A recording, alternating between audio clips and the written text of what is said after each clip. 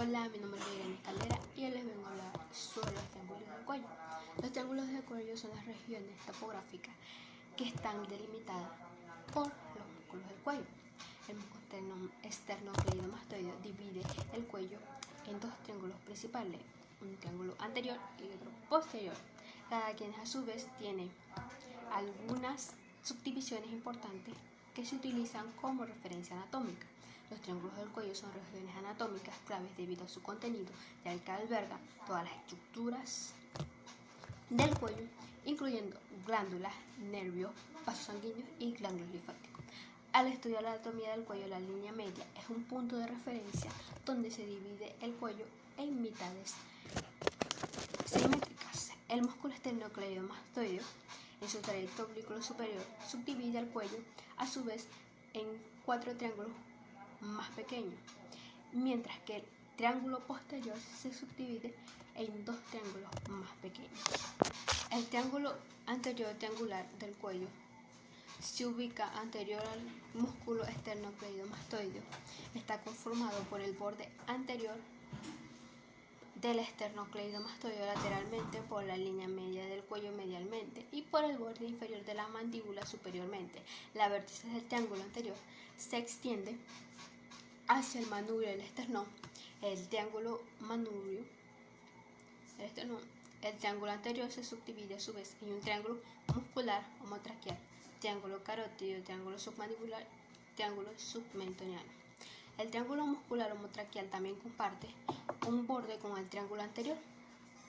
La línea media del cuello, sin embargo, cabe resaltar que el triángulo muscular comienza en el borde inferior del cuerpo del hueso hioides.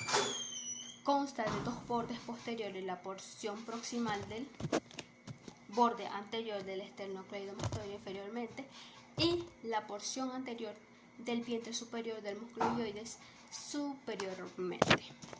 La vértice del triángulo muscular se ubica en el punto de intersección del músculo esternocleidomastoideo y homohioide. Los vasos sanguíneos, arterias, tiroides superior e inferior y la vena yugular anterior y las vísceras, glándulas tiroides y paratiroides, laringe, tráquea y esófago. El triángulo carótido. De la misma manera que el triángulo muscular, el triángulo carótido tiene como límite el músculo esternocleidomastoideo. Y sin embargo, el borde posterior del músculo homohioide es la estructura que limita al triángulo por delante, mientras que el borde anterior del músculo esternocleidomastoideo es la estructura que limita al triángulo posteriormente.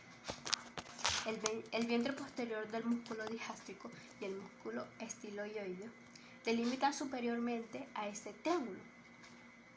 El suelo superiormente de este triángulo está formado por el músculo constructor inferior y medio de la faringe, el músculo digloso y porciones del músculo tiroideo.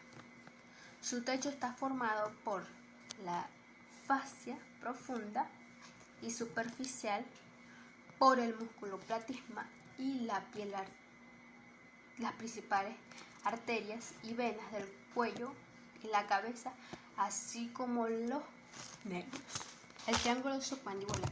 De manera similar, el triángulo anterior, el triángulo submandibular está delimitado superiormente por las mismas estructuras del vientre posterior del triángulo, inferiormente el músculo estiloideo, posteriormente y el vientre anterior del músculo submandibular como su límite anterior. La vértice de este cuello, de este triángulo, se encuentra en el tendón intermedio del músculo submandibular. Su suelo está formado por el músculo miloideo, cubierto por la piel y la fascia y el músculo platysma. El triángulo submentoniano se encuentra entre los vientres anteriores de los músculos digástricos, tanto izquierdo como derecho. La base del triángulo está constituida por el cuerpo del hueso hioides y sus vértices se extiende hacia la sínfisis mandibular. Entre este triángulo, de la misma manera que el triángulo submandibular, está cubierto por los músculos miloioides y su techo conformado por el músculo platisma, la fascia y piel. Gracias por su atención. Hola, mi nombre es Andrea Cámpar. Continuando con las zonas del cuello. El triángulo posterior es una región posterior, como su nombre lo indica, delimitada y ubicada detrás del músculo esternocleidomastoideo. Tiene 3 bordes: anterior, posterior e inferior. El anterior es el borde posterior del músculo esternocleidomastoide. El borde posterior se define por el borde anterior del músculo trapecio, mientras que el borde inferior está representado por el tercio medio de la clavícula. La lámina superficial de la fascia cervical profunda, en conjunto con el tegumeto, forma el techo de este espacio, mientras que el suelo está cubierto por la fascia pervertebral, junto con el músculo elevador de la espalda, el músculo homoclavicular y un triángulo más grande denominado triángulo occipital. Es el borde anterior y posterior del triángulo occipital. Son los mismos que los propios del triángulo posterior. Sin embargo, su base, el borde inferior, se encuentra formado por el borde superior del vientre anterior del músculo homobioide, siguiendo un orden cráneo-caudal. El músculo esplenio de la cabeza, el músculo escaleno-medio y posterior delimita el suelo del triángulo occipital. El techo del triángulo de superficial profundo está constituido por la piel fascia superficial, la fascia profunda. Gracias.